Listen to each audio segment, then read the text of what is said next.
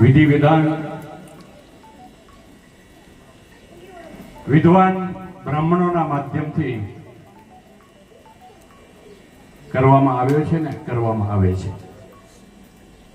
19 જાન્યુઆરી 2026ના પવિત્ર દિવસે આપણા આચાર્ય શ્રી યોગેશ મહારાજના માધ્યમથી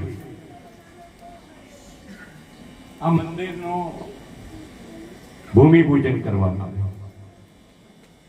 19 જાન્યુઆરી 2026ના ભૂમિપૂજન બાદ પરિવારે ગામે જે મંદિરની ડિઝાઇન નક્કી કરી એ ડિઝાઇન નક્કી કરવા પછી એનું કામ આપવામાં આવ્યું. એ અત્યારે જેનું પૂજન કરવામાં આવ્યું એ રમેશભાઈ મેઘજીભાઈ વાઘેલા આપણા જ ગામના